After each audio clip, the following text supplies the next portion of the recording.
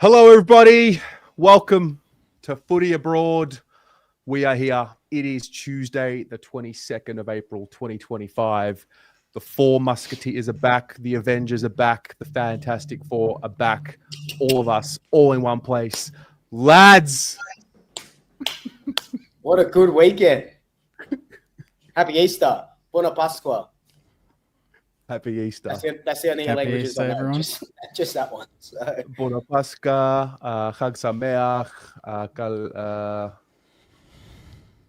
do you say it in Greek? Christos Anesti. Christos Anesti. Kalo Pascha is just good Easter, but yeah, how are we, lads? I'm really happy to be here.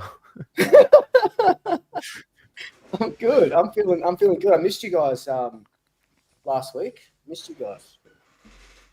We missed you. We missed you, Swoop. It was a good Easter. good show. Good Easter weekend. Good Easter weekend, yeah. And now 2 long weekends in a row.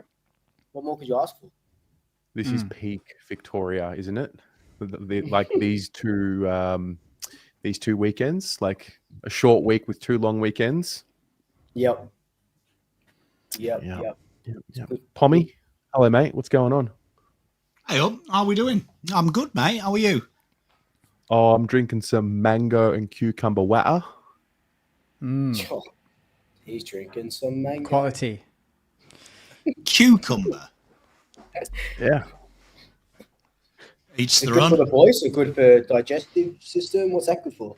Check it. It's like my teapot. Jeez. Oh, wow, that's actually really cute. Yeah. That doesn't look like T2. That looks like proper stuff. He went and forged that. What do you mean I forged it? Oh, I meant you went out and you got the leaves and Yeah. Anyway, we are here. Tonight's going to be fun because it just will be. And I guess we'll go around one by one, talk about our teams, what happened on the weekend. Luke, you had the week off, but are there any general Collingwood thoughts? I mean, you have the week off No. after. Top of the ladder. Yeah. I mean, what's the It's story there? always nice. Yeah, Feels like good. yeah, it does. It's when you go up to the Gabba, which we're notoriously not really good at these last few years. We might have won once there over the last couple of years, and to go up there and just dismantle the reigning premiers is incredible. Like, I don't think anybody, I thought we were going to win. I said about 8 points, but to win by that much, keep them under 55 points is absolutely incredible. The way we play, going back to back against, reigning 2 grand finalists and beating them the way that we bet them it says a lot about what we've done since getting smashed by the Giants in opening round. So yeah, it's been good, and obviously I wasn't here right up the episode right after Gather Round. So Gather Round was really nice. I enjoyed going. I think I went to 4 games or something. So that was an incredible experience in and of itself. But Pies are sitting pretty. Anzac Day coming up, and it would be typical Collingwood to drop a game after 2 really good games to an undermanned Essendon side. You always got to beware the team that's backs against the wall. We know this for years. So it's going to be a really good week, and it's been a really good year so far. Quarter of the way through the AFL season. Yeah. You could ask the chat. Collingwood was my lock of the week. There we go. Love that. Got around the Pies. Thank you for that. Yeah. Do you feel... is it too early to say you feel validated knowing for sure you're going to be good this year? Because the form against the quality teams is what you really want to stack it up against. I mean, there's always that narrative, depends on who you beat. Like in Carlton's case, it's only North and West Coast, but you've beaten best teams over the last 12 months or whatever. So do you now have this faith that, okay, we're going to be up there this year, or is it too early? No, 100%. Like, I went into this season, thinking that we would bounce back, because last year was really a lot of injuries. And then the opening round happens. You go, okay, you start questioning yourself, because then the media questions you. They're like, okay, we were right. They are too old. They are too slow. They are too this. They are too that. But I said at the time, I said it was an anomaly of a game, and I've been vindicated personally just off on the channel. And then we go and win the next 5 games, and you're beating. We haven't played anyone from the bottom 10 last year. So they're all prelim finalists, all elimination finalists, and 2 grand finalists. So we've done it the hard way to be 5-1 going into Anzac Day, which will be our first team that's outside of the top 8 from 2024. It does validate it and vindicate us for our shit season last year. Fair. Tommy, what happened on the weekend with your Blues, mate? Our Blues. Oh, not bad, eh? Just running goals in for fun. It was almost like a goal raffle, wasn't it, at the end? Like, do you know what I mean? Everyone took a ticket. Everyone got an invite. Yeah, very good. I mean, it's nice, isn't it? Because, I mean, doing this, I mean, I don't live in Carlton content, so I get a bit of an escape. But it is nice reviewing a game for the Blues that you do love them. That's not a loss. So it's always good, isn't it? And nowhere to hide now. If the confidence was an issue, the Blues have literally been gifted, isn't it? Do you know what I mean? Gifted to results. All the confidence is flying. They've won them convincingly and now got 4 weeks of proper tests for 4 teams that present 4 different challenges. Looking forward to it. Man, it's exciting time. Yeah, there's just an air of hope that maybe not all is lost. But obviously, similar to, I think, Jake, you had the same situation with the Saints. Or maybe you beat Geelong and you said, no, we've got to back it up against Port. Or was it the other way around? Beat Port and then go to Geelong? No, it was, beat Geelong and then we beat Richmond, and then I wanted to see us beat Port, and then I would have some sort of belief. But yeah, that does quickly get swept away. That's football. Yeah. No, we'll get there. But yeah, no, I mean, the point I'm trying to make is I feel very similar. Like West Coast, okay, North. I don't think North are as bad as what we made them look, although that's credit to Carlton. But having said that, it's all about doing it against Geelong on Sunday, and then we can, boys, man, if the Blues beat the Cats on Sunday, fucking insufferable Carlton is back. Mate, it didn't go anywhere. It didn't go anywhere. Yeah, it was back after you guys. Even when you lose, it's the same shit. Nah. Yeah, nah. I've seen it. That you guys were back. You guys were dancing on the bones of the Kangaroos. That's just. We'll talk to Jake first, and then I want to get into the Kangaroos actually. Okay. Jake, I didn't watch the Saints. What happened? And what's the story? Well, I don't know. We were up 4-1, looking $1 million. I genuinely thought we were going to walk the game. It was looking easy. Sam Darcy goes off for the rest of the game. You're like, he's the one player you prepare for going into it. He's the one worry. Bond, obviously the other, but Darcy was the big talking point. And then I blink, and then it's 5 goals the difference. Blink again, it's 7. Then it's 8. Then it's 10. And then it pushed 12. And it was fucking deplorable. That was flashbacks to the reason I started the channel and ranting on camera, honestly. It was piss poor, and a friendly reminder that we still have a long way to go. We are not anywhere near the finished product. And I mean, if you asked me pre-season, after 6, you take 3 and 3, I probably would have. But we've won the 3 games we've won. We've been great, but we've had 3 floggings. It's not like, even Carlton, you've been disappointing, but you've lost some games by 8, 10, 15 points. You've been in them. We've been out of these games from the first, well, not the first bounce. The 2 of them we did. On the weekend, it was 15 minutes in, and it was just a dropping of the heads, no leadership, nothing like that. And it's just, like I said, a friendly reminder that, you're never as good as you think you are. And I didn't think we were amazing. Like, I think I'm happy with the way we've been going about things, but I didn't expect to be handed a loss like that to the Dogs. You know, that was a game I thought we could win, like the Geelong game. If we play well, we can win. But they were just, the Dogs were very good, and they've not been bad all year, so credit to them. But what we dished up is, I thought North were bad. We were as bad. So. Oh, really? I thought so. Like, personally, I thought we were probably the worst performer of the round, given, our form going into it and the opponent. I thought we could play well, but the Dogs took us to the absolute cleaners. They were fucking good, and we were shit. And It's not bad. We've papered over the cracks in a few games, but it's good to have this and rip the Band-Aid off. And Ross he put the blowtorch on, I think, the captain and a few other senior players. So the response is key. I mean, we've got Brisbane, so it fucking doesn't get any easier, but I almost don't mind having Brisbane off the back of this. Nowhere to hide, like you guys said before. At Marvel, let's see what happens. They're coming off a loss. Both teams coming off a loss. It's going to be a major test of our resilience. From memory, you played the Lions at Marvel maybe back end of last year, and you nearly won, or was it like it was a good game? No, it wasn't. We got done by like 80. That was our one like thumping in the back end of the year, and then we were great in every other game. That was the one game they tore us up. They were like, you're thinking of the Gabba game. Like 6 weeks before that, we played them at the Gabba and we nearly won. Right. Okay. Yeah. I remember watching it at the pub. It must have been the Gabba game. Yeah. Yeah. Yeah. We came home, kept 7-1, I think, and nearly pinched it in that game. But at Marvel, where you think we'd be a little better, they were too good. So, yeah, not great, but it's round 6. I'm not gonna jump off the Saints bandwagon just yet. Well, you take losses so much better than me. So much better. Do I?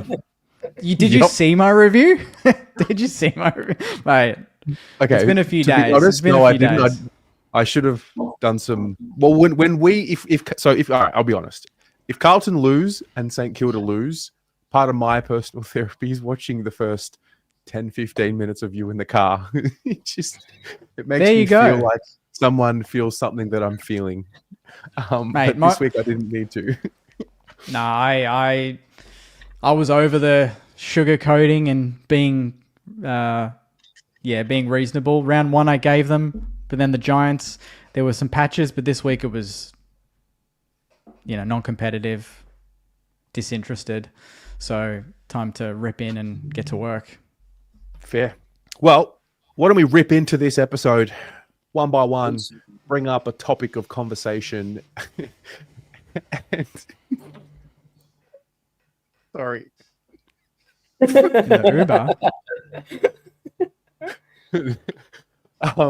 go from there. Who would like to start us off? I can go. Jake, I've got a good one. Yeah. Cool. So we all talk about Pendlebury and these players that have played a million games. There's a lot of them in the competition. But I wanted to get your opinion on the players that don't play a lot of games and how meaningful their careers are in comparison. So my question to you boys and to the people in the comments is it more meaningful to carve out a long, steady career or to live forever in one unforgettable moment? So think Brad Johnson, 364 games, no flags. Tom Boyd, 60 games, has that one moment that no one will ever forget, and it'll be replayed for the next 100 years for Bulldog supporters. So it's legacy or lightning in a bottle? Ooh, that's a good question. Wow. As in, are you saying what would you rather, or are you saying... Is it what's more meaningful? What to you has the more meaning? Is it the longevity? Is it the lightning in a bottle? Is it that moment? Or is it that 10 years of consistency?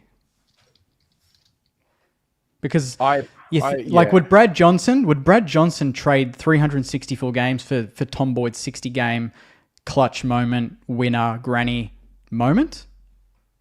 Like, what's meaningful to you boys? Because I guess you could cruise a 200 game career. How many times have we seen that from players? But if you had a 20 game career and you've got that moment and you take it, you've achieved everything. It is a great question. I've always respected the body of work, because to be consistent over a long period of time is harder than having a great single season and then falling off. But the game is about winning and winning flags. So like Tom Boyd has paid his dues. That's it. He did what he needed to do. It's tough, isn't it? I think if you play more than 300 games, that's a different level to like if you're a 241 gamer. 200 games is a lot as well, because then you get like the father son. I don't know how to answer the question. It's a great one. What are the comments got? Lightning in a bottle for the player, it's Lightning in a longevity. That's a great point, because it depends on the perspective, right? Yeah. Yeah, Legacy because is moment. This is a great. What a great quote. Legacy is fleeting, but the moment, lives on. Yeah, that's true. It kind of reminds me of I remember Brodie Grundy back when he was at the Pies. He said he had an interview and he said that his career won't be defined by a premiership. So even if he goes on to play like 300 games, it's not going to be defined by a premiership. But then you look at someone like for example, you look at for Collingwood, Nathan Buckley, right? He wins all of these awards, plays X amount of games, doesn't get the flag, loses the flag as a coach as well. But that legacy, would he trade it all in for, I'm trying to think of a Collingwood player like a Billy. Would he trade all what he did, all the 7-time All-Australians or whatever he is, all those Copelands, the Brownlow? Would he trade all of that in for Billy Frampton's 12 Collingwood games and a premiership? I don't think he would. I don't think he would. I think like everyone's sort of saying here, I think it is because the legacy does live on with those players.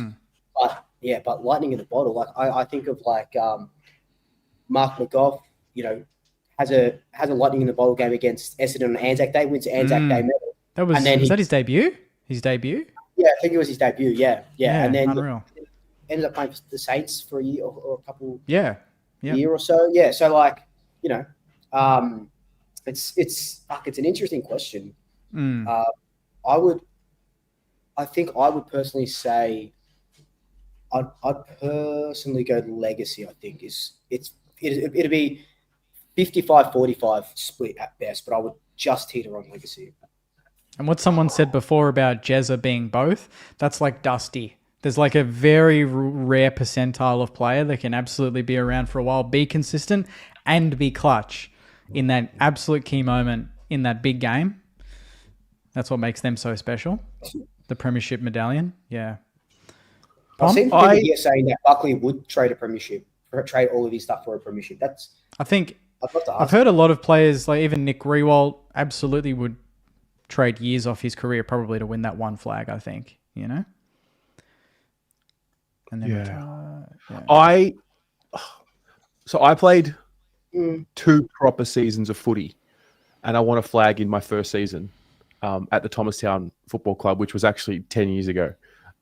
So I played 2 years of footy, won a flag. Would I rather have played the 2 years that I played as opposed to play 10, 15 years of footy and not win a flag? Yeah. And then on the other end, I played 20 years of basketball, and only at the last 2-3 years did we win, state titles and whatever we won. So I did the longevity and won the titles, and then felt fulfilled. And then in footy, just played and just whatever. I wasn't a great player, but I wasn't the worst player. So I was just good enough to play in the premiership team. So yeah, it's all about winning for me. It's all about winning. John says it best here. There are no reunions for legacy players. That sums it up, I guess. Wow, what a great quote. Pommy, what do you think? Well, I think it's interesting. I mean, I think you kind of answer it if you're I think Carlton and Collingwood are in good positions to answer it in the terms of factually. So if you look at Carlton, only 106 players have played over 300 games, right? And we've had 2 recent hit milestones. Mark Murphy, he played 300 games. And then obviously the great Cade Simpson sits very high up in one of the rare players to play a mammoth amount of games. But he won't be in the conversation when you talk about greatest Carlton player of all time, will he? Do you know what I mean? So there's players there, hundreds of players that have played far less games than Cade Simpson, but you've won something. So you look at it, the 4 guys who have played 400 games, Dustin Fletcher, Bartlett, Burgoyne, Pendlebury, Tuck, Harvey, when you're in that kind of esteemed company, the flag is kind of part of the story, isn't it? I would counter it and say someone like Basher Hooley, I think, has got like an interesting story, delisted by Essendon after like 20 games, then given a second chance by Richmond after being delisted, then comes out of the other end of it with multiple flags. Like, I think that's part of the story, isn't it? But I do think you have to be a Premiership player to really be remembered, or you're having the 450 games, you're playing a lot. So I think you're going to die, aren't you? Lightning in the bottle is probably the best thing, because that's going to be remembered for all time. Like, it doesn't sound that impressive, does it? If you were in a pub, like, I always look at it this way. You're in a pub, you go to a pom, played 400 games of AFL football. Oh, that's cool. Did you win anything? Oh, no, but I played 400. I'm like one of 7 people. Okay, cool. Yeah. Someone comes in and goes, I played 22 games of football, though, and I won a flag. What's that? That's like winning the Premier League title. You're going to instantly get the kudos, aren't you? Oh, yeah. So it's kind of like Leicester or Arsenal, who haven't won one yet. Is that what you mean? Yeah, so like Leicester, that's the shortcut, wasn't it? I think everyone will remember Mahrez, Kante. Do you know what I mean? Yeah. Like Danny Simpson, right back. Like, you are going to be remembered as a Man United fan for all of time. All of time. Like, Danny Simpson, everyone's like, who's he? Like, he's a Premiership champion. So, like, he's a Premiership winner. So I would say sport is about winning things. And Nat Five said it best, didn't he, when he won his Brownlow, that he would give them both back to win a flag. Yeah. Yeah. Awesome. Oh, that's a good What a great start. Good question to start off with. Fuck. All right. Luke, you want to go? Yeah, cool. So my question, definitely not as thought-provoking, and I like to do, questions about things that are happening in football of the week. The biggest one was the Nash hit on Myers yesterday, and now all of the talk of like a sin bin or a red card for those very rare events where something like this happens. I don't know, you guys probably would have seen the footage by now, but I remember I was watching it and I was floored, like jaw on the floor. Like, I know obviously it wasn't like a Barry Hall knockout, but even you can even go back to Barry Hall when he knocked out Brent Staker. West Coast are down one player, but Barry Hall gets to play the rest of the game. And I think the question, I guess the question is, rightfully or wrongfully, do we need a red card or maybe not a red card, but like a sin bin situation where players have to get off the ground for X amount of time, or just off the ground for the whole game? Is it possible to? I haven't actually seen it. Is it really worth having a look? Yeah, I'll bring it up. I mean, we're essentially doing the yearly sin bin red card conversation. Yeah, but it doesn't happen often, but when it does, it cooks them. So we are looking at. Okay, stand by. Oh, it's pretty bad. He fucking got him real good, man. Like, yeah, he like cleaned him right up. Like you'll probably see it, but Myers, he couldn't get up. He couldn't walk off the ground by himself. So let me just set the scene. So Myers here, ball here, Nash here, frame by frame. Oh. Jesus. That's bad. It's bad, man. He was he's out here already. Look at where the and then he's out, yeah. And then does Nash then decide, there's the ball, I might go for it? Well, at what point does Nash even look at the ball? Is he clumsy or is he intentional? No. Just do it again. Slow down. So his arm's nowhere near the ball. No one's coordination is that poor, surely, that you don't know where the ball is to make contact. Or do you just go for the tackle at that point? Like, you let him take possession and then you just wrap the arms and it's a ball up. But he did neither. In that moment, he's not so far away. But that frame, the ball drops quite a bit. Oh my God. Has he claimed that Myers drops... Myers doesn't even really drop the knees like he normally does to win a free. Oof. Yeah. That's pretty bad. Is he going to get weeks for that? Well, You've he's got- straight to the tribunal. So Straight to the Yeah. tribunal. Okay. which means 3+. Yeah. So you think That's- sin bin at that exact I moment think- for the rest of the quarter? Or 15, 20 minutes, like you just put a timer on it and that's it? I think that's the thing. Like we see it in soccer all the time, where you can get red carded in the 3rd minute, and that's it. You're done for the whole day, and now you have to play with one less. And I think how I would do it. I don't know if it should be like a sin bin like the rugby, or straight red card for the rest of the game. But if you say you've got a sub, so say they keep the 4 and the 1 sub, if you get red carded, you're not allowed to bring that sub on. That sub is you can't use that for a red carded player. So you always play with 1 3. less. Yeah. Wow.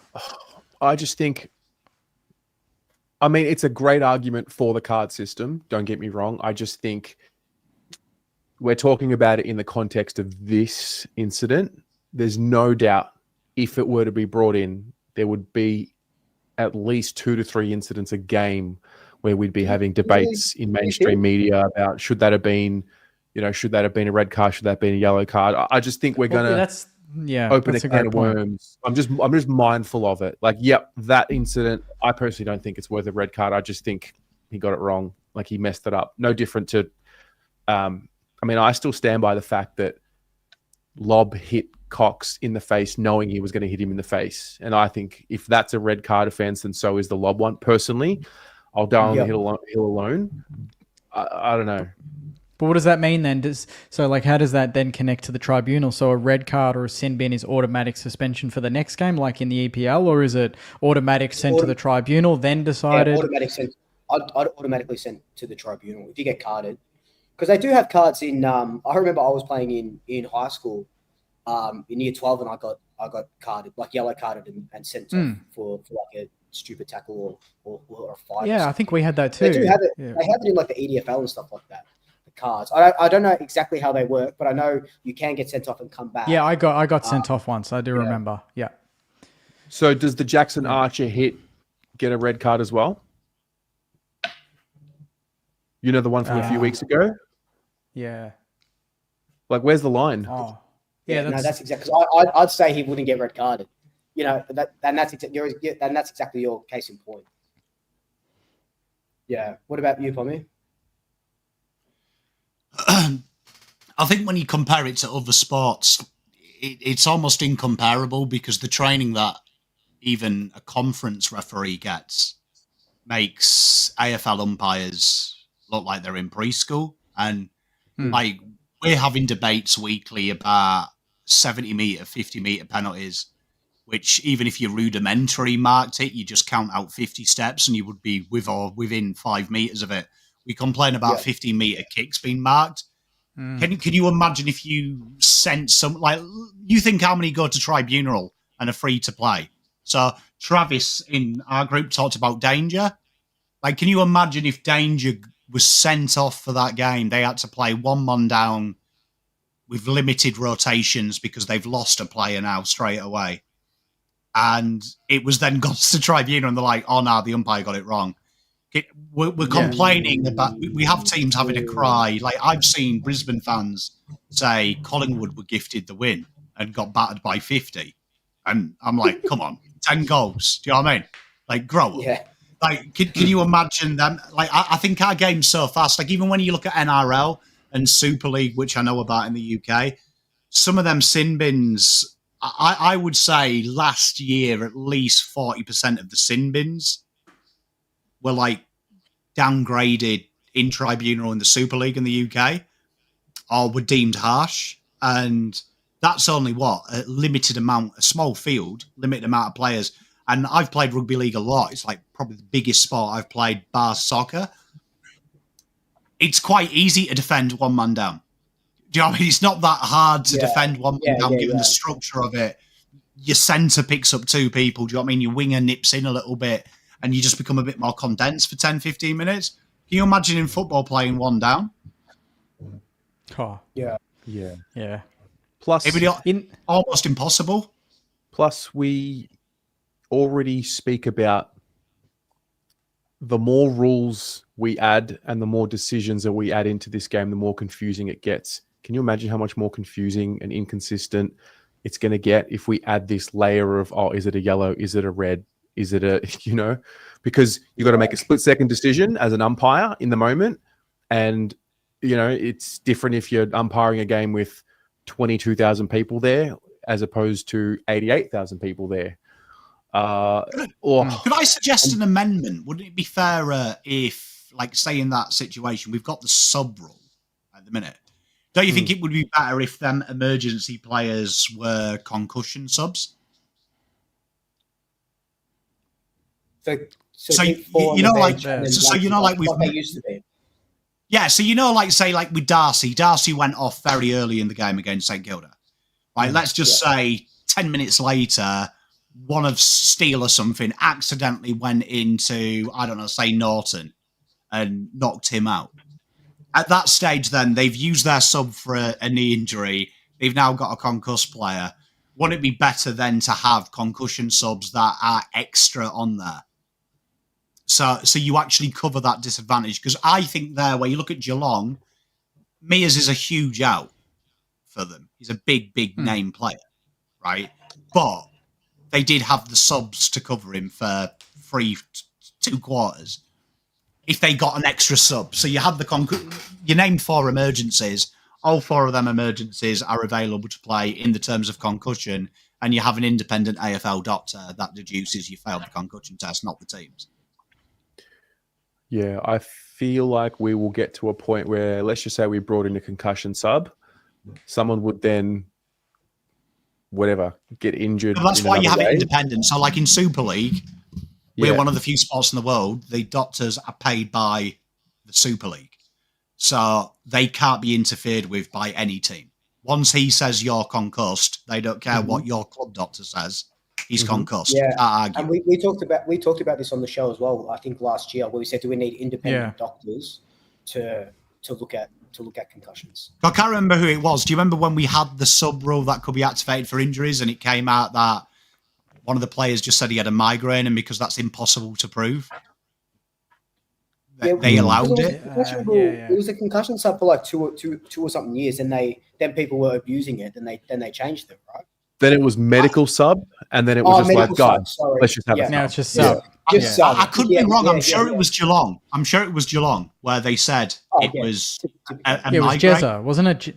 Was it Jezza? It was a migraine, and obviously you can't prove a migraine. You know what I mean? It's like, okay, cool, but like he had a good jolly up. Like, I mean, the other way you could do it is do what the Premier League does and just that's what they did. They just extended the bench and said, right, okay, instead of having, when I was a kid, it used to be 1 sub. That's how old I am. And like now the bench is 9. Like it's ridiculous now. It's like a whole fucking army of people. It used to just be 1 player when I was a kid. And if you had 2 injuries, unlucky, played with 10 men. Maybe just extend it and just say, look, because I've got no issue. Like I think the interchange bench is fine. Like for me, when I watch it, I think the 2 sticklers I've got is if you are knocked out like Connor Nash did, you are now stymied because you are effectively 1 player down. And do you want to activate a sub? Because an injury can happen at any time. Wouldn't it be great if we did have an 8-man bench and you had to fit them in the 75 and give the coaches some options and add a tactical element? I don't see why we don't have that, because a sub being playing 2 minutes just seems ridiculous, doesn't it? Well, the emergencies, they're at the ground anyway, aren't they? The listed emergencies. So just have them on the bench. Just have them on standby. 4 bench. Yeah, and if you watch VFL. Yeah, so I mean, like for me, I'd say extend the bench, remove the sub, and then have the 3 emergencies as concussion subs. So if someone is genuinely out, have an independent doctor. Like Sean backed me up there. The NRL also have a third-party doctor. Like it's not that hard to employ someone and just say, I don't care if Carlton say he's not concussed. You just tell him tough shit. Bloke said it was 1976. But to me, I think the interchange bench, even if you had a 9-man bench, that's not going to change the game dramatically because you're only allowed to change someone 75 times with a 9-man bench. Let's say the bench was 9 men as opposed to 4. That's going to create more confusion for the coach because then the coach has got to go, right, maybe I've got a spare ruckman. Do I bring a ruckman in?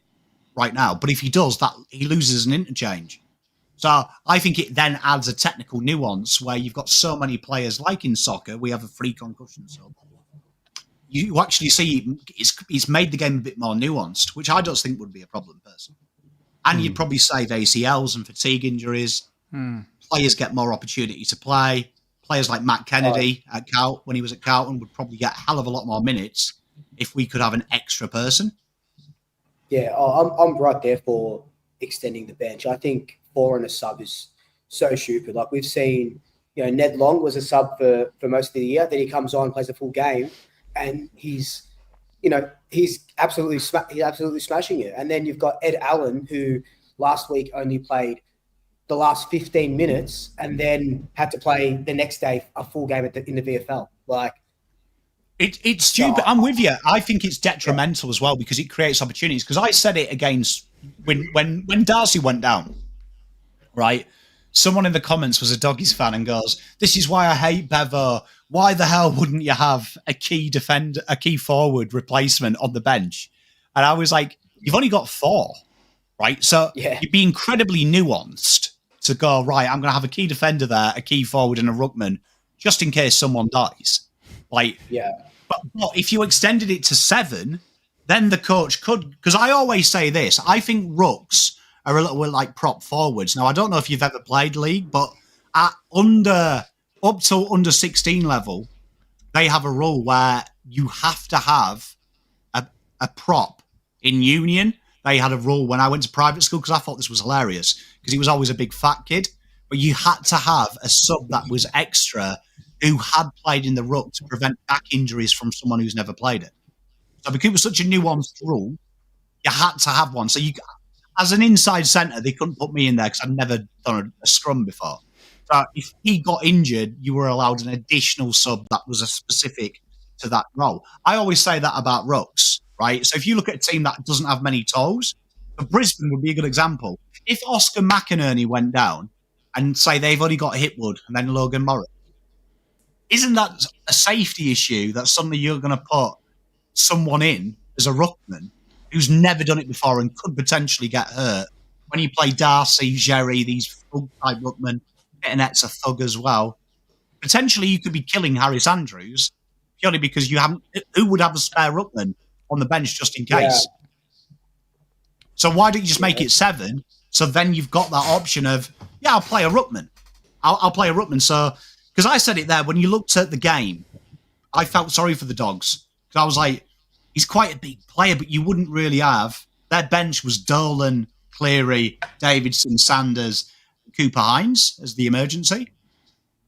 I was like, well, none of these really are big 200-centimetre players, are they? They're 180 players, and they haven't got any key forwards as it is. Like, make it 7.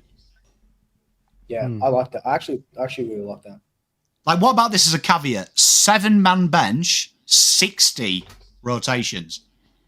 So you massively limit the rotations because we've given you an extra 3 players to help with workloads, make it more nuanced. This is a new topic altogether. It is. Yeah. It is. I'm just thinking of all the other stuff. So we're saying no to sin bins. That's the moral of the story. Sounds like it. Yeah. Yeah. I personally would say no to a bench. sin bin. Like the extended bench. I like the extended bench idea though. Yeah, I'm on that. I'd vote. Because the problem is, remember, the problem is if you did any medical thing, it's always open to manipulation, isn't it? That's the problem. Like, I remember in rugby, you might have heard this case, very famous in the European Cup, but they actually had a blood capsule. Harlequins did it. They had a blood capsule, they bit the blood capsule, so the on-field doctor saw blood.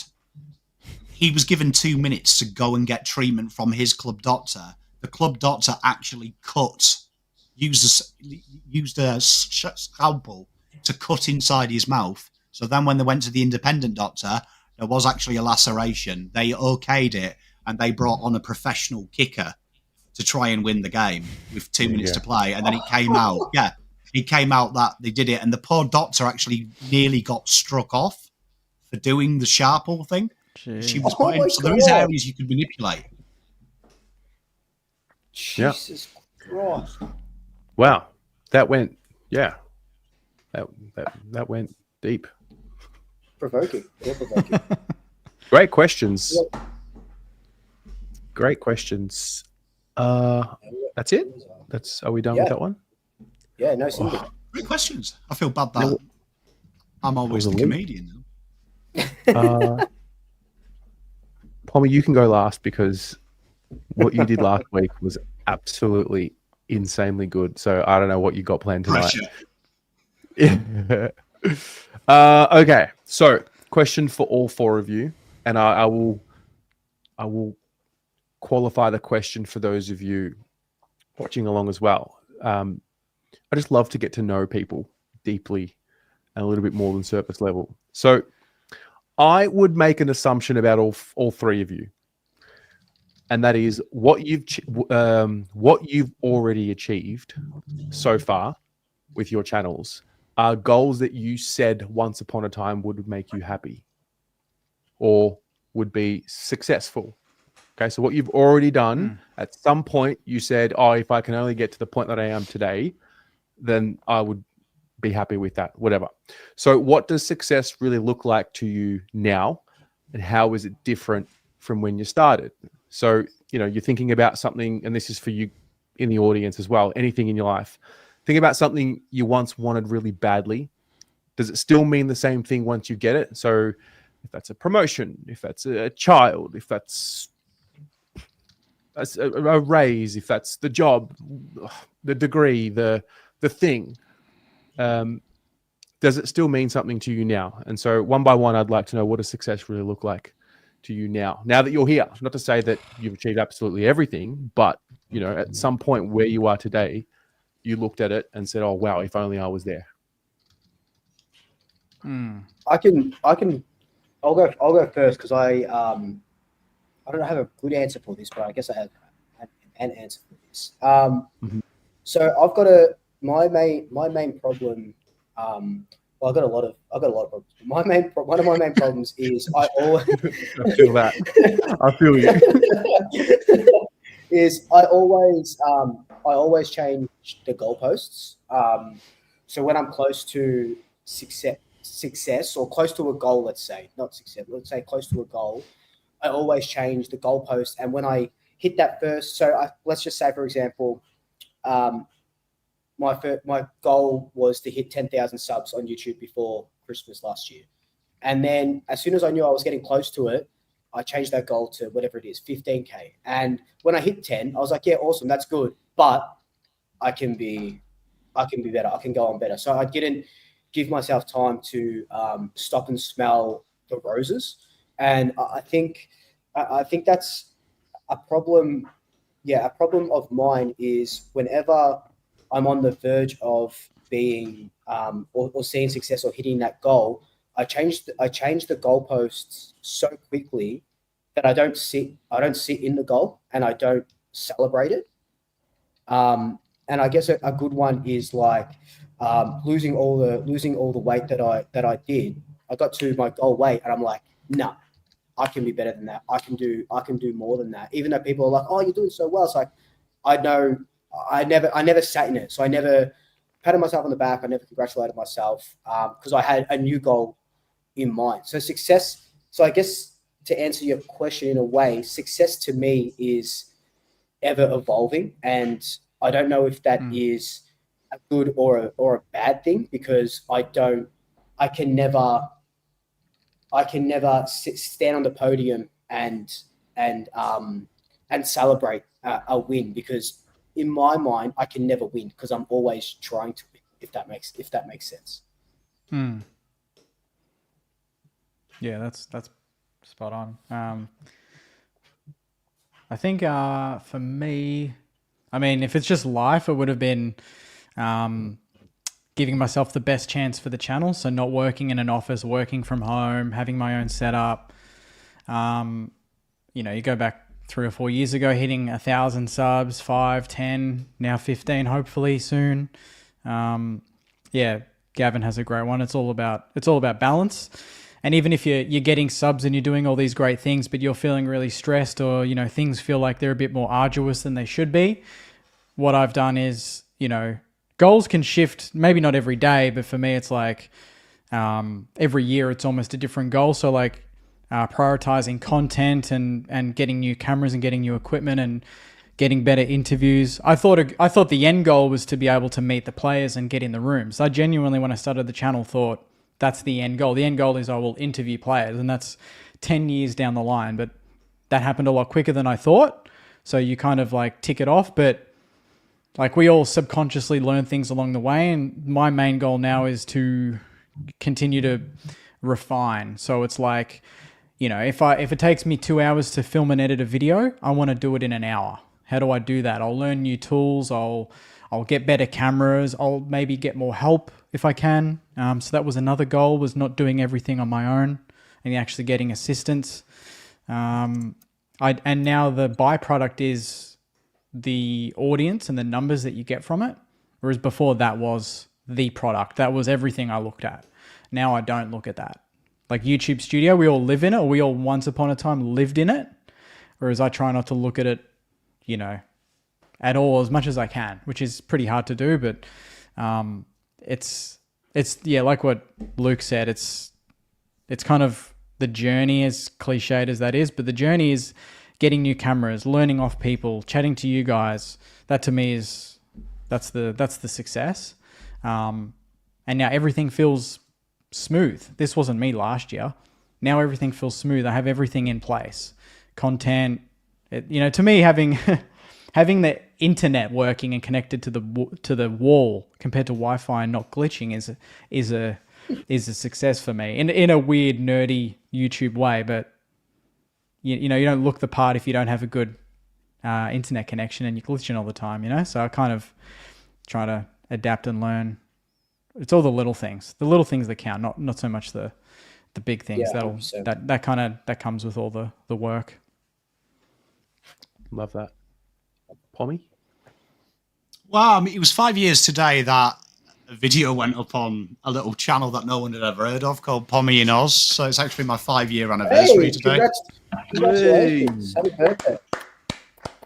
You know what I mean? There you are. Look, you know what I mean? So, starting school there.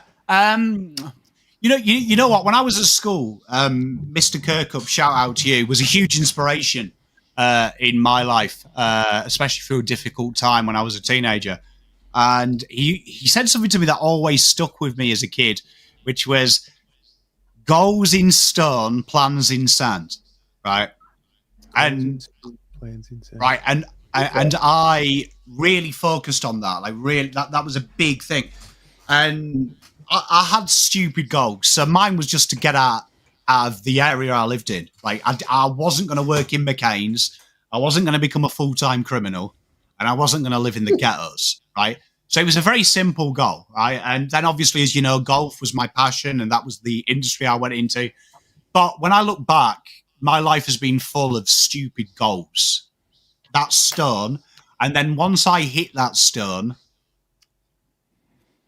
I get lost. I've always got lost, and I've always been very fortunate why I get to bum around and live with my family is because I've been very good at reaching my goals in life and then getting bored very quickly.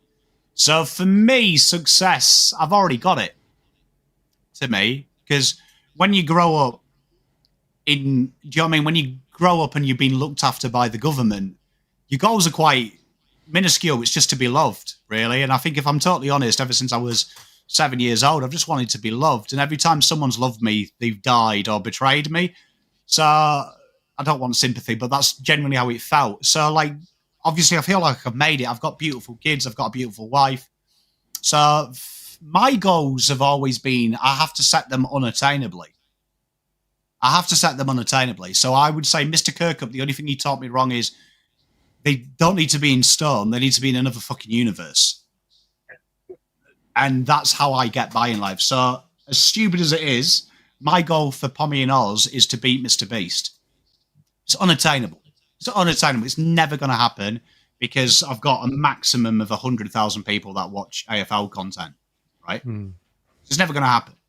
But if my mindset is that is the goal, that means that I enjoy playing in the sand. So I really enjoy the planning. I enjoy making sure that I'm always striving because once I get settled, That's the most dangerous thing. And it's the same with my wife. It's why Zoe has been the greatest human being I've ever met, because I can never allow myself to be settled, because the minute I do, I will fuck it up. So even with Zoe, I have to have things I work on to make our relationship better. Even if there's nothing wrong with it, I have to find something that I want to do better.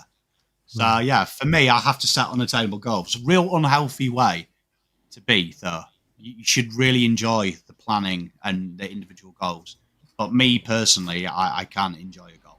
I can't. If once I reach it, I'm on to the next thing. Thanks, lads. And thanks to those of you in the chat that contributed as well. Some of you started really opening up. I think what this is. What about me? It's evolved because what I said to you guys applies to me as well. What I'm doing today is exactly what once upon a time I said, if I could get to the moment that I am in today, then like that would be success. But then at the end of the day, what does professional success mean anyway? For me, I've always had my career and what I do in my career as a marker for how I feel about myself. And, you know, like I could die tomorrow and whatever I've done with this channel, I would have contributed to the Carlton fan base in the history of time and, you know, of eternity. I'll have my little contribution. So like that makes me feel good on the inside. So like the ego has been fulfilled, if that makes sense. The numbers, the metrics, like doesn't do it for me anymore. Like I think what this exercise and this question has shown is that it's not about the outcomes. It's not about the number of subs. It's not about peak live stream viewers, whatever, because that'll always lead you to the next metric. It's genuinely about the graft and the grind. It's genuinely what it's about. So I've learned to appreciate that, but I don't know if I could get to that point without getting to this point, if that makes sense. Yeah. So like we've all got to achieve something that hits the ego that makes us feel good about ourselves inside.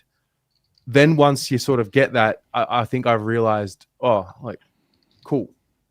It's never going to be enough. Like Nathan Buckley has spoken about this as well. For example, I mean, it was just all about winning the flag, and so he lost his sense of his journey along the way. And now, if you speak to him, he's a completely different person. Like he's just really all about the journey and all about the process. And I think oftentimes as fans, we can get a little mixed up when we hear our coaches say it's about the process. Don't focus on the outcome, focus on the process. And it's the truth. It's just hard to accept that when you're a fan and you're passionate and you're emotional. So yeah, I think for me, what matters to me at this point, what matters to me is saying like, I showed up every week for like 2 decades straight. Like that would make me feel good about myself. But at the end of the day, what does it matter? We're all going to die. We're all going to die. We're all going to end up in the same hole in the ground anyway. So it won't, like, nothing we do here, like, okay, we might leave a bit of a legacy for some years after, like, cool. And then in 100 years after that, we'll never be remembered again. Or 100 years after that, we won't even be, like, it doesn't even matter. So yeah, it's an interesting one. Matt has gifted 5 Pommy and Oz memberships. Well done, Matt. What a hero. What a hero. One of the good guys. So yeah, I just wanted to tap into that and make sure that you guys remember that if you think you're still chasing success, you've all found it. You think you're still chasing some sort of validation, you've already found it, like all of you. So well done.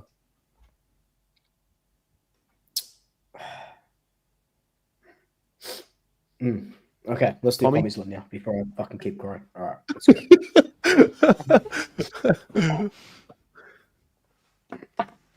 Had to go deep. Yeah. Where's the Love your swoop. There's got to be. Where's the intro? There's got to be an intro. I was letting you just say I love you to each other. I was letting you have your moment because I'm going to bring us down. So, ladies and gentlemen, you wanted a new show. Got to shout out the Pommy and Oz audience who were brilliant because they helped prep this. So shout out to you guys. In the AFL system, fraud-based offences are considered especially heinous. On Footy Abroad, these dedicated detectives who investigate these vicious crimes against sport are known as a special squad called the Fraud Protection Agency. These are their stories.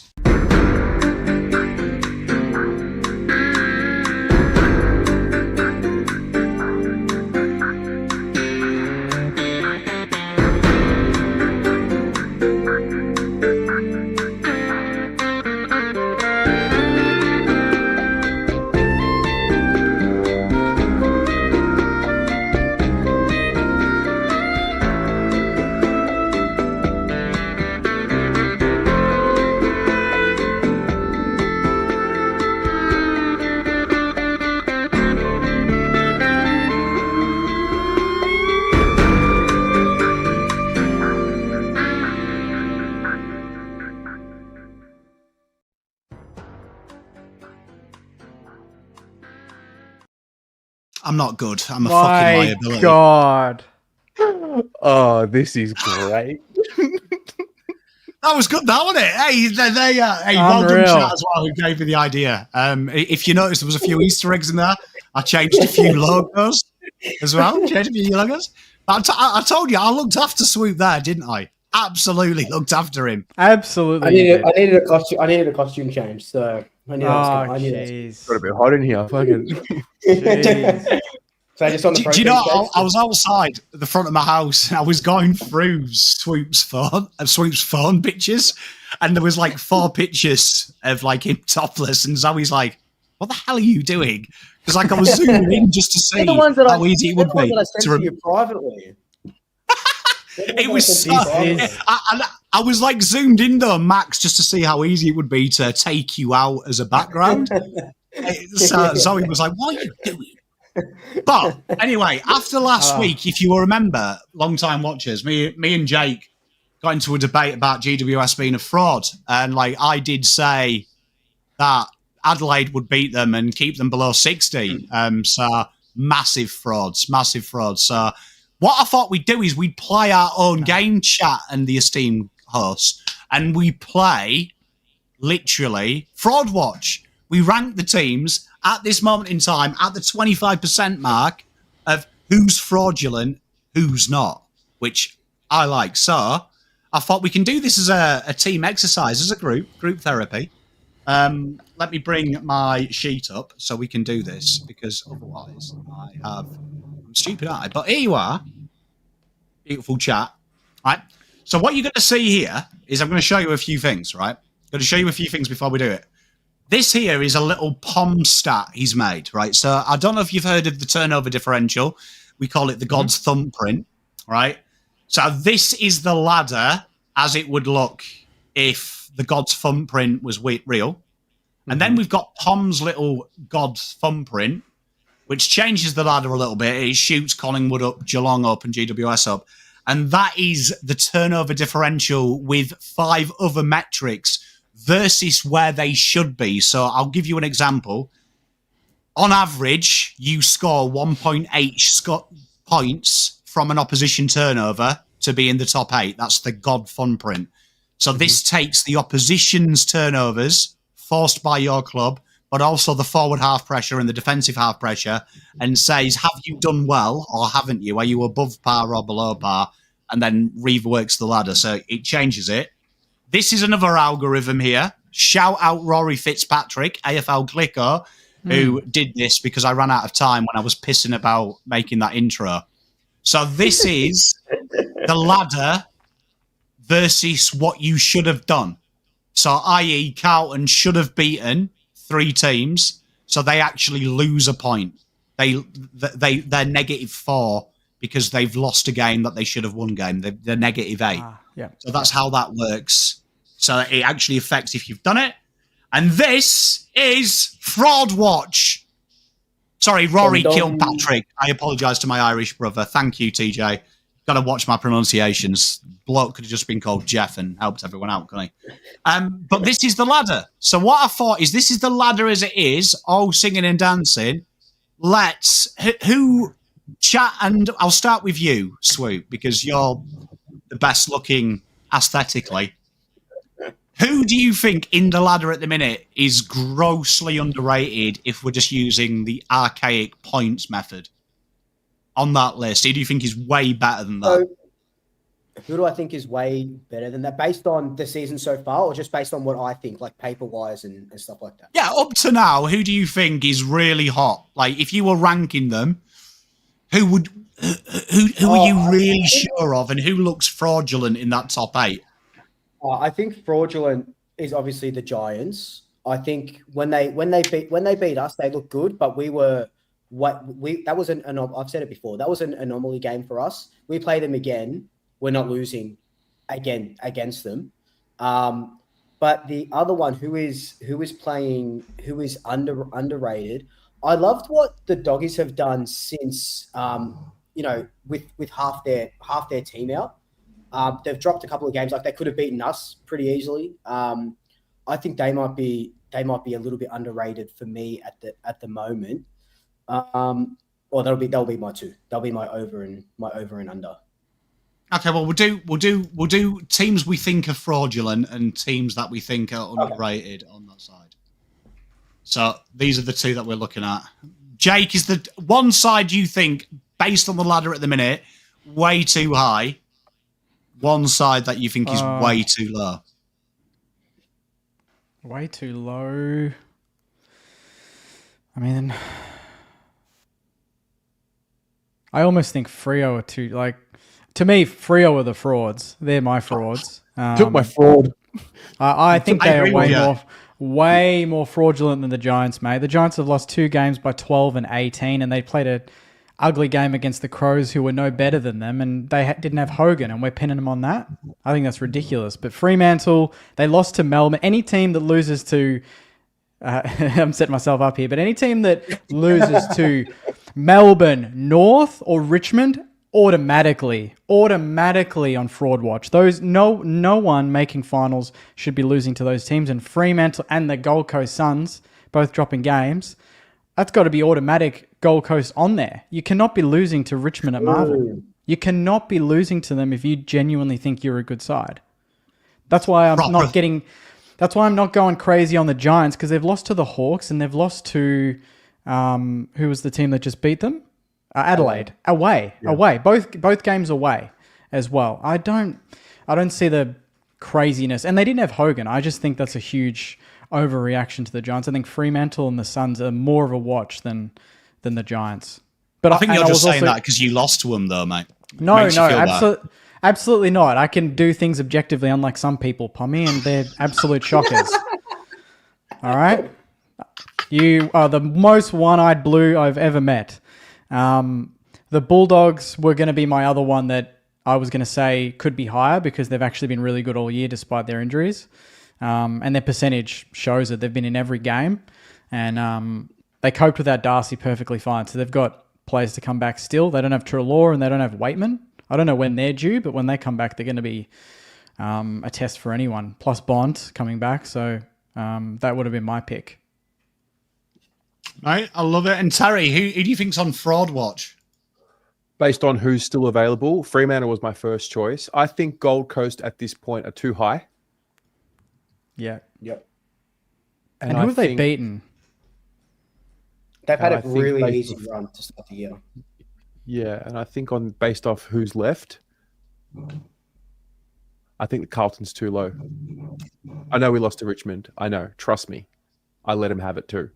Yeah, we're not in the realms of those teams around us, in my view. I could be just completely one-eyed, but you could say the same for Sydney then as well. Yep. Right underneath. Yeah. Yep. Yeah. So the 2 teams I think I think are too low. I think at the minute, this is all due respect to them as well, because I think they've done incredibly well. But I think Richmond are too high. I think they've had their games. I still think they'll win 4. But I think you know what? I wouldn't disagree. You see, I wouldn't disagree with it though, because I also think, with Carlton, I think there's a great argument. They have beaten the 2 teams that are bottom 3 of every available metric. True. Yeah. And my counter argument to that to go with Jake, I would say I'm probably the meanest Carlton fan that's ever existed. Genuinely, I think you'll only know in the next 4 weeks with Carlton. I think, in my opinion, I agree with Rory's ladder. Carlton are -8 at the minute on points because you can't ignore the Richmond game, and you'll never get the doggies as easy as you had them. Like, you'll never get them that easy. They were missing half a list. So where would we say? Would we all be agreement Collingwood are the best side in the comp at the minute on form? Yep. No doubt. Yep. No doubt. Because I think Geelong and Hawthorn are grossly underrated in the ladder. I think Geelong's underrated. Geelong's underrated. I think Hawthorn are about there at the moment. Yeah, like I think they got shown by Port Adelaide. Not because of not even the scoreline. Like I was there watching it. Hawthorn could not go with them at all that whole entire game. Because me, in my heart of hearts, me and Dylan had this argument on my show last night. I think Geelong are equal to Collingwood as the two best sides. My issue with Brisbane is they keep giving up them leads, and I think the first time they've come up against someone who's capable of dismantling them, they got dismantled, and that's it. Yeah. Outside of that, I'm open. I still think, and Wayne stole it, I think GWS are North Melbourne on steroids. A team full of midfielders that are incredibly good, that are fast-paced, that will kill you, but once you take away that run and stun, they have nothing. And I think the top sides, I think all them top 4 there right now are capable of doing that to GWS. I want to see a plan B from GWS, and their plan A happens to be the best in the comp when it's going well. That's why I call them frauds. I think people are deceptive by the sexy. They're very sexy to watch. Who would you have fourth then? Nah. Who would I have fourth? I've got to agree on that. I think that I'll probably put Adelaide fourth. Well, Adelaide are as much of a fraud watch as the Giants. Really, they should be both level. Like the Adelaide just lost 2. They choked to Geelong big time after being 5 goals up, and they lost to the Suns. To me, that's controversial. Is it controversial to say that the Dogs should be fourth based on this exercise? No, I was thinking. I genuinely wouldn't. Yeah, I think that would be fine. You see, the Dogs. I personally think it's Adelaide, and I'll tell you for why. I think once Nick Murray comes back, you saw the entire change of Adelaide this week. And people are forgetting them games that they lost. They had no Nick Murray, who I think is everything to their backline. I think he's the centerpiece. He's the Nathan Murphy at Collingwood's flag win. It's that important. So Adelaide fourth, Dogs fifth? Yeah. Or Adelaide fourth, Giants fifth? How can we say being Murray out is a thing, and then you can't acknowledge that Hogan was out for the Giants in that same game? He was the but best you forward look in at the comp. But GWS, GWS have not dominated games that they should have done. You forget round 1. Was it Melbourne? Round 1, they flogged Collingwood. No, that was round 0. Oh, at the G, yeah, they won by 3. Yeah. Yeah, do you know what I mean? Against a team that after that, everyone has scored more goals other than North. I have been peppered. So back to my point. You make it contested, they can't play football. And then Adelaide lose to the Gold Coast, who lost to Richmond. So you could go all day about this sort of who's lost to shit teams and this and that. That's the beauty of the comp right now, isn't it? That it's just you really can't predict. My argument's from a system point of view. I think Adelaide have proved that they can play better against contested teams and excellent teams. Where GWS, for me, the issue's still there. You play a contested side. GG's. I think Adelaide and Giants being 5th like that, I think that works for now. I couldn't split them, to be honest.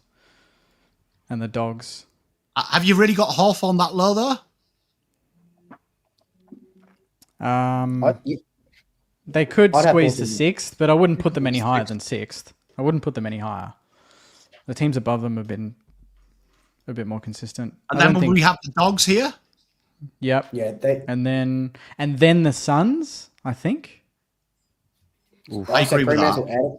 Out of the well, they're aren't they 9th right now on the current ladder? That's how much I was paying attention to this. Yeah, so they're pretty much where they should be. I don't think they're any worse than. Because I think that's probably.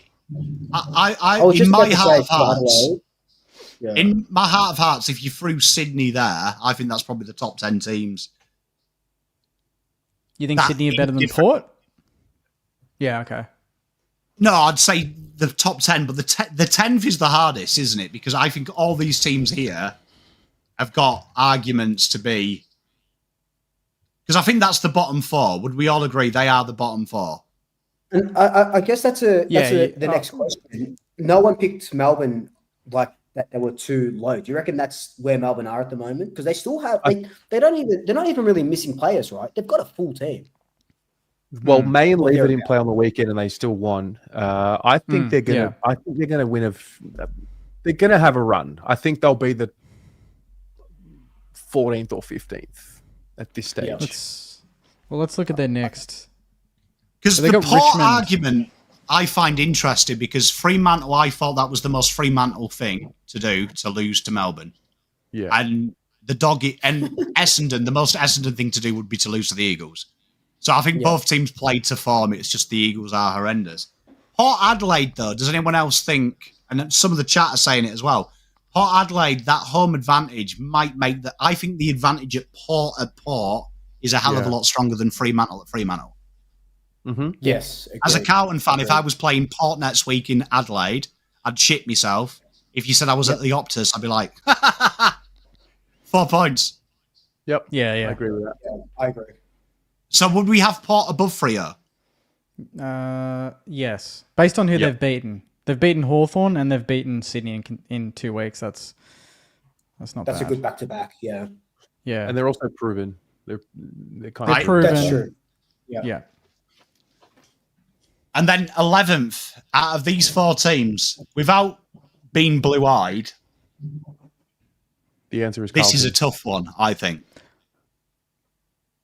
Well, yeah, that's a tough one. That is, like, you'd have to go with who teams have beaten up until this point. The answer is Carlton. I mean, we've beaten 2 teams that we've literally just talked up in the last 10 minutes, Geelong and Port. So surely that comes into play. If we're talking the first 6 weeks, we're not talking the rest of the year. This is current. Oh, is it current?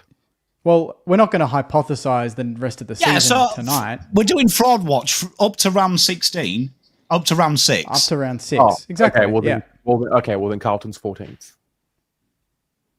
I think it would be. I thought we're projecting. No, so we're doing it like what we know now, which I think is fair. If we go through it, Collingwood have beaten everyone. I allow everyone a mental game, and I think the GWS game was the most confusing game you've ever seen. Geelong just keep beating everyone, and they can't beat Saints. Brisbane, I question them. Keep giving them leads. Good teams will eat you. Adelaide, I think, keep coming through. GWS, Hawthorn, I don't like them there, but I understand Will Day seems to be everything to them. Dogs impress me. They have no players. They keep winning. Gold Coast, I think everyone just sees dimmer and gets there really hard. Port Adelaide and Fremantle are the 2 question marks because I think Fremantle, outside of Fremantle, Bobbins, and Port Adelaide in Port does turn me on. Well, then I think it has to be St Kilda at 11th. Yeah, I'd agree with that. I think it has to be based off the way we're doing the exercise. It has to be St Kilda next, followed by. I'd keep it exactly like that. To be honest, you reckon? Carlton, you reckon? I suppose because you've also got to take into account they have now got no ruckman Essendon. So if we're doing it as of today, can Essendon continue the 6 weeks that they've had when they're probably going to have Vicentini in the ruck next week? Okay, so then Sydney. So as is Sydney, Carlton, Essendon. Is that what we're doing? Yeah, I think that's the way. That's. So I'm looking at Essendon's. Oh, and they also played. The Gold Coast game. They got rescheduled to the end of the year as well. Now I'm triggered. Essendon, absolutely triggered. Like fucking 8 so years into a rebuild. These last 4, who's the best out of this? Would we say Melbourne? Honestly, at the moment, I think Richmond. Yeah, I think Better the Richmond best have out of those been four. Yeah. impressive. They were good the Would we week have before. Would we have Melbourne above North Melbourne? Yeah. But North flogged Melbourne. Do you take that into account? The head-to-head? But then you've got to look Ooh, at you probably- Melbourne you have run probably GWS close. Yeah. Like North one they've lost have like literally it's been like one of the funniest. It's like it's more one-sided than Debbie does Dallas, isn't it? Yeah, and I guess some of Melbourne's losses have been relatively competitive. And like Richmond, they haven't really been ran over, have they? We beat them by 80, but But I Well, think they I were might in it have for the that. first half, weren't they? yeah. It was I think Richmond definitely the best out of that group.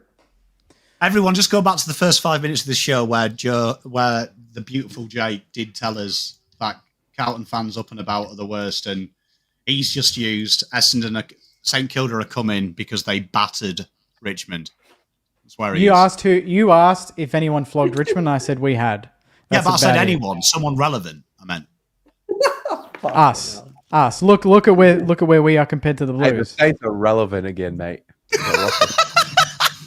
The amount of times you mention them per week, Pom, is more than me, mate. So I just check yourself after the show. Do you know what I mean? Brilliant. No, I like that. It's a fun exercise. So you all asked for this chat. You all came into my DMs and said we should do a thing. But I think this is a fun thing. Like, That looks like is a there pretty anyone good there though ladder. that you look now and you think if we do this in 12 weeks' time, you're looking for? Because statistics will show that one team in the bottom 6 will make a charge for the 8. Yeah, and if it's not Carlton, nuke the joint. Well, look, as much as I fucking hate Carlton, I was hearing today on Champion Data that Carlton have their top 3 in defense, in the defensive area, and they just can't score. Is that correct, guys? Yeah, that's exactly right. Yeah. So you would think if there's someone from the bottom 6, it would be them. I can't see. Well, obviously North Melbourne. That But remember, that stats. fucking old flag attack on Melbourne. Got to remember, stats are deceptive without context, though. When Carlton play a full team defence system, they should be hard to score against because effectively you are playing 16 men behind the ball. Yeah. So Okay. it's like Dan Hoyne when he was getting everyone out. Park the bus mentality. Yeah, do you know what I mean? It was like when Dan Hoyne was getting excited last week with the hardest team to stop the ball movement. A ridiculous stat. Because if you also look historically, that's usually a team that's trying to slow the game down. And slowing the game down is the opposite of what good teams are doing at the minute. They're trying to move the game quicker. I think you ranked something like 13th in that stat, Collingwood. But Collingwood are head and shoulders above anyone else in the comp at the minute. The best system in the league. Yeah. We don't play a stop and start game, that's for sure. Spot on. It's an interesting ladder. It's an interesting ladder because I think when you look at people. So we've pretty much just swapped Freo and Port. We've dropped Essendon down quite a bit. Thank God. Melbourne, they're 11. They are. Melbourne, I rate what Essendon are doing, but I think like they must have run over a cat. The guys who are injured, it's horrible. Like you ain't recovering from that. Possible. Very good. We should bookmark this for round 12. Maybe do it every 6 weeks. We'll do it every 6 weeks, and I'll have a new game show for you next week. Question. Ooh. Do we want to touch on Bolter or just let it go? Well, he can't play night games now. Yeah, because I think we brought it up last week. Wait, did we bring it up last week? The week before. It was the week before. Yeah. Yeah. Week before. And we didn't know what the punishment was. There was that awkward 2-week gap between whatever. Yep. Now we know he's not jailed, therefore he's going to be able to play. Knowing what the sanctions are, which, let me just go over them. 18-month community corrections order, $3,000 fine, curfew set between 10 p.m. and 6 a.m. for 3 months. He's also received a conviction, a criminal conviction, which Yeah. So now that we know the punishment, has he been punished enough based on public perception? Well, I was reading or I saw somewhere that his conviction, when he got convicted, like the punishment, it pretty much lines up with if one of us did it. I think that 5-year jail is like super worst case scenario. So it's not like I was reading that it's not because he got off because he's a football player. I think it's the worst of the punishments without going to jail. I think.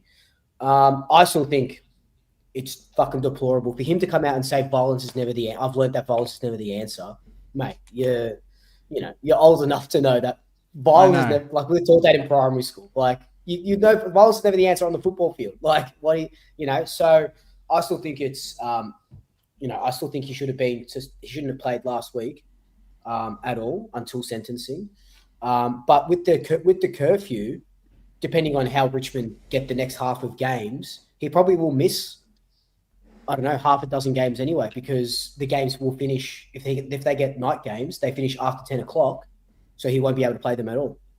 Just someone had, I think it was John Ralph had actually listed the games that would affect him. There's about 4 or 5. Yeah. From right now? Yeah, something like that. As in so night games that'll be in that range. It might even be 6 games. They play Thursday night at 7:30, then they've got 3:20, 1:10, 1:10, then 7:40, then 4:15, 1:20, 3:20, and then TBC after that. So he only will miss one of the next until the bye, one game. How many in total? We don't know yet. Oh, is that because we haven't got the rest of the fixture? Yeah, so up 1, 2, 3, 4, 5, 6, 7, 8. Sorry, he'll miss 2 games out of 8. So he'll miss this week's game. He'll miss this week, and then he'll play the next 3. Then he misses Essendon, and then he'll play the next 3 because the 4:15 he'll be able to play, obviously, against the Giants. Someone's saying that he can't play interstate. Oh, is it? Yeah. Oh, right. So it'll just be, I was just thinking that. So he won't play the Giants, and the rest are all in Melbourne. So he does cop a fair whack. AFL wise, I still think it's a coward punch. Like I'm super against it, obviously, but he does cop a fair whack from the AFL scheduling wise. But do the AFL just schedule Richmond games at the second half of the season in the afternoons, and and he doesn't miss out. But what can you do? I felt he had. Okay. When Adam Uze made his press conference last week and the footy public blew up at it and fucking everyone made their TikToks pretending to be lawyers, I felt Adam Uze said that for a reason. I think they kind of had a bit of a guideline as to what punishment he was going to receive. I think he has been adequately punished.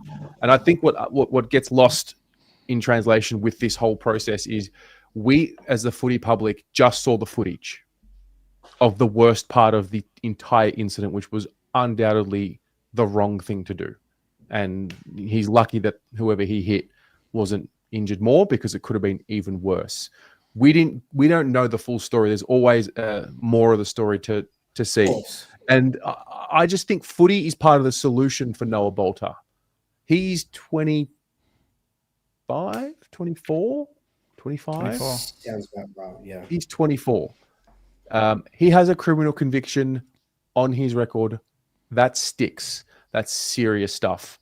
I think he's missed out on X amount of footy. The privileges that he gets to play this game were taken away for 4 weeks, 6 weeks, whatever it was. I just think he has been punished severely, and I hope people understand what these consequences are and what these punishments are. And I just think we've got to be really careful of cancelling him completely, because the most important part of this story, in my view, is that Noah Bolter never, ever does it again. And so you have to take that into account when you sentence someone, but you also have to take into account, does this person have the opportunity to be rehabilitated so it never happens again? Can he be rehabilitated? Can he be deterred from doing it again? I would be stunned if he was to reoffend again. And if he does, his life's over. He'll go behind bars, and that's he'll be in the system. And they'll be chewed up and spat out. I just think Yeah. footy is the answer for him here. It's a solution here to help him. Yeah. You know, I can see what you're saying. Like, not a lot of people get the opportunity to, like that he has. He's been afforded this opportunity to get around a culture at the Tigers with all the staff, all the psychologists, you know, the senior figures that will sort of help him through that. did they release case notes? Have they released case notes about the matter? Like, do we know why he did it? Do we know what? Not to excuse, and I hope that people understand with a nuanced thought what I mean by that. But you don't just hit someone for no reason, unless you feel like you're in some sort of danger. And I mean, is he really that stupid to just hit a guy that's done absolutely nothing for absolutely no reason? I'd love to know the full story. I just get the feeling there's more to it. I'd love to read the case notes. I couldn't find them today. Yeah, I don't think they. I haven't seen any. But, yeah. Onto the point of what Swoop says. It's the thing that pisses me off the most in life when you hear that, the opportunity that he's got. And I've seen that being used in the media. He's a professional footballer. How can he ruin this opportunity? For me, it's almost as moronic when I hear, guy's a millionaire, how's he depressed? Amazingly, we're all subject to stupidity. It's fascinating. We all make horrible decisions. We all say things that we don't mean to. We all say things that without the fear of ramifications, and then we do. I'm with you on this, Terry. Like, for me, when people complain about the court case, do you know what I mean? You are incredibly naive to think, as when people always say this, if it happened to me. Well, if it happened to you, you could choose 8 people at random. We'd all get 8 different sentences. The knowledge that there is a multiple tier system in the world, you're naive to think if the system isn't stacked against you in some way, dependent on trivial things to us. Like, you've only got to look at it. Like, you look at, we look at the drugs cases. Let's take Elijah Hollands and Tyson Stengel. Very similar charges, very similar accusations. The big difference being that Tyson Stengel was known to the AFL as a user prior to Elijah Hollands. Difference being Elijah Hollands got a 4-game ban. Tyson Stengel was recommended by the AFL to have his contract torn up by Adelaide Crows and also banned from state football for 12 months. One of the biggest sanctions. But then you've also got Joel Smith. You've got the Clayton Oliver situation. People are judged differently. It's fascinating. Genuinely judged differently. It's been going around for ages, and suddenly we act shocked. For me, like, I always look at it this way. Maybe I'm too old. Maybe I'm too mature. But like, yes, okay, it's horrible. He shouldn't have done it. I look at it this way: that just because he's a celebrity, why should we punish him harsher than anyone else? Do you know what I mean? Like, I think the great lesson here is them images are pretty graphic. If you show your kids them, which I hope parents do, and show them this is what happens when you don't listen to me about controlling your anger sober. In 10 years' time, you're going to be able to drink, and that becomes even harder to control your emotions when you've had a beer. So if you can't do it when you're sober, you ain't got a cat and hell's chance when you've had 4 lagers and someone calls you a prick. You're going to end up probably chinning them if you're getting angry now. So, like, for me, I'm with you. Like, when we talk about forgiveness, I think forgiveness should be ascertained almost instantaneously by the general public after the punishment has been handed out. And that's how with my kids, no matter what they do, once the punishment has been handed out, the minute they set foot outside of their door from being grounded, they are absolved of all punishment. And we're now in the forgiveness stage, where you get the love and support to never make that mistake again. And when you do, the punishment becomes twice as worse. But I don't suspect they're going to do it again. So for me, yeah, it's a grey area. It's a grey area when we say this guy's got opportunity. I would say, in my professional opinion, having the privilege of working with millionaires, billionaires, rich, successful sportsmen, the things they do and the luxury they have is 10 times what you have. So the temptation to do something stupid is even greater because the temptation to make it go missing is even higher. Like, Yeah. That'll shock you. When you go higher up the ladder, your ability to make things disappear, incredibly easier than me going down the TAB now and headbutting an old person. Yeah. Like, if I was a rich media celebrity, I'd probably make that go missing. So I think what we have to do as a society is go, that is horrific. I hope it never happens again. Hope Noah Bolter learns from this, and from him, his friends, his youth, his young players learn from him. But also, we can maybe learn from it. That when we're out drinking with our mates and our mates like, that guy's looking at me, we actually maybe do what we should do, not make soppy little posts going, I stand with this person, I stand with that person, I'm a good person, actually enact it in life. So if we're in the pub tomorrow and our mate's like, Pommy, that fucker there keeps looking at me, you think about Noah Bolter and you go, mate, look, he's not looking at you. Look, how about we get a cab, we finish these beers at my house. Like, remove him from the situation and do your job as a friend. Because I think we live in a society where, oh, he said this in a DM. Oh, they did that in the DM. We all fuck up. We're all flawed human beings. If we start getting into the moral high ground of Noah Bolter should be banned for life because he king hit someone, Jesus Christ, there's bigger problems out there, man.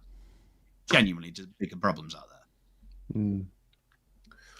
Yeah. Yeah. It's an interesting. I actually had this situation happen to me, kind of similar. I didn't king hit the person. I got wiped out drunk one time. I was out 2016. I was with my girlfriend at the time. A guy started talking to us. He was also drunk. He called her a slut. I reacted in the moment. Like I was sitting down. I kicked him. He punched me. I stood up. We stood outside. He started dancing at me. It all happened like in a moment. Like he started dancing at me like he was going to hit me again. I'd never been in a fight. And in that moment, I'm like, fuck, like he's either hitting me or I'm hitting him. I just swung, hit him, knocked him out cold. He landed on the ground. Like it was the worst possible scenario. Lucky he got up. If he didn't wake up, I'm fucked for life, you know? And I've replayed it over and over in my life ever since. It's like, yeah, I guess I should have just walked away, but like didn't have the tools. I didn't have the tools. I was a similar age to Noah Bolter. I was 25. It's like it can all happen in a moment. Family members, loved ones, when you are threatened and you are in such an intoxicated state, you lose the ability. And I think the learning part there is like learning how to deal with yourself, learning how to not drink stupidly or take whatever you take, substances. When you're young, you experiment, not to be stupid, but like, yeah, I got lucky. I could have killed a guy for something that like he hit me first. It was, you know, I would have been in the wrong forever and my life would have been done. So it's tough, man, going out in this day and age, especially with drinking culture, Australia. People get lippy. Young men don't know how to control their emotions. They don't have the tools. Like it's all a recipe for disaster at times.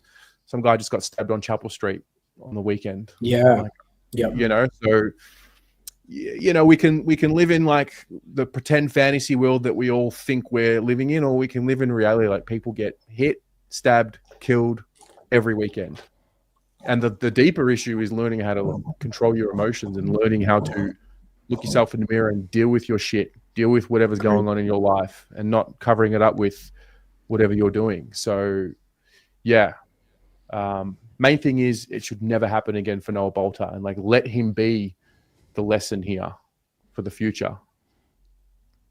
You know what I find fascinating about human beings is they are the stupidest race of animal ever. Like the fact that we have to say Noah Bolter has to learn from this. Why can't everyone else learn from it? Like, why can't we use someone else's mistakes for our own beliefs? Like, you look at Albanese at the minute. Recently, he's banned 40 cigarettes. It's now 20 cigarettes. He's got a plan by 2026 that cigarettes for a 20-pack are $100. Alcohol, though, at the same level of taxation, which is linked to more domestic violence, more assault, more SA, is that never taxed or never outlawed, never got to the state of it becomes hard. Do you know what I mean? We always pick our battles. It's fascinating when I read Twitter and it's like, Noah Bolter's this person, Noah Bolter's this person. And I read these comments and go, how sad is your life that you have to punish Noah Bolter vicariously? Because I saw it and I thought, what an idiot punching someone not seeing him. Hope the guy's all right. And you know what? Noah Bolter was given a gift by God. 200 centimeters, 120 kgs of solid muscle. Let's hope he learns to control that, because he could be a better human being if he learns to control that, and the power he has now from making this egregious mistake that potentially could maybe stop 2,000, 3,000 young men who look up to him. He can own this problem and say, look, I have anger. And I've now gone through these courses, and 5 years from now could learn to control it and ultimately maybe deliver 3,000 people from doing this. For me, I find it's fascinating in life. Like, every time you watch something, whether it be Carlton respects, the whole messaging is, I'm not like that. I love women. Then you go to, like, you know, LGBTI. I don't hate homosexuals. I love them. They're my mates. Why is it always we look to absolve ourselves from responsibility and create a facade that we don't do that, as opposed to maybe just learn from it and maybe accept that evil exists in the world, but my responsibility is my circle. So when I go out drinking with my mates, which I rarely do, I couldn't give a shit if Terry's in with another group and he's got pissed and he glasses someone. Not my responsibility when I'm not there. As a good person, though, the boys I'm with, I make sure that I have their back. So when they do say something that could maybe ruin their lives, I'm looking out for them. I'm going, mate, don't say that. Come on, I know you're not that type of person. I don't look to punish. I look to help and protect. Yeah. So it's fascinating when Noah Bolter does this. You hear all these idiots going, should be banned for life. I would throw the book at him. Or we let the people that do their job, and we accept the outcome as good human beings. But we learn from this. What can I do to stop this happening? Okay. Do I get angry when I'm pissed? Do I get too angry when something goes wrong?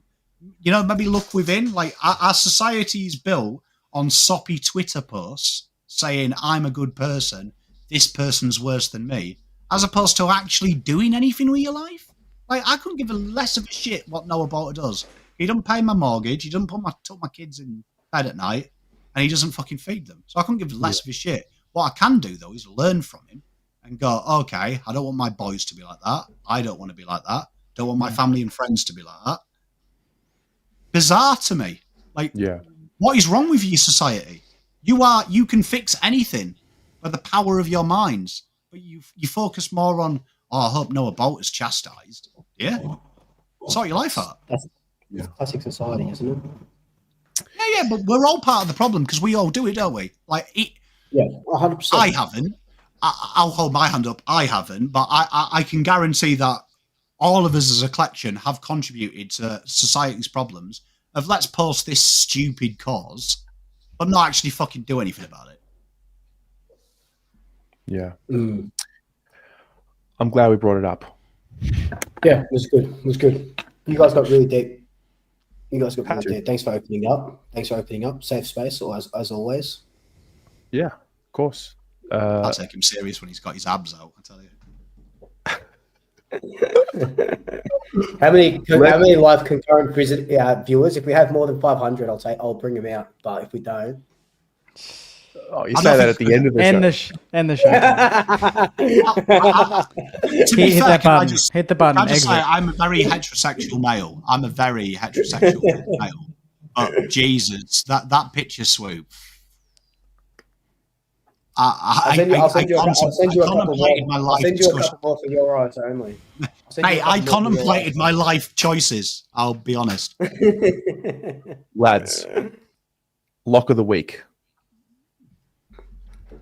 Let's go. Lock of the week. Show must go on. Oh, I kind of want to say. Actually, I'll say it. Fuck it. Richmond over Melbourne is my lock of the week. Really? Oh, that's a good one. Yeah. I don't know if Lever and May are going to be back, but I'm going to lock Richmond over Melbourne. Who did North have? Port. Oh, Freo Adelaide. I'm going to go Adelaide away. Screw it. Freo. Adelaide away against Freo. No good. Yep, stuff it. Really? I hate it when you take the good ones. They got to win away at some point, surely. Yeah, but I'm locking Carlton against Geelong. There's no way Essendon beat Collingwood, is there? No way. There is, of course, there's a way. There's always a Okay, way, Terry. There is always a way. It's going to be wet as well. It's 19 and rain. It's Oh, going to be that's closer perfect. than anyone thinks. 100%. You got a little bit of confidence about him. I can't bring myself to tip. Little I bit of really do confidence. want to tip. I really do want to say Carlton, but I'm like 0-5. I can't say it. Oh, it's all Yeah. set up, man. Like, think about it. The Blues, like Sunday afternoon, like we beat them, and then it's like everyone's back on board. Like, Why did you do it? Yeah. no, it's gonna be.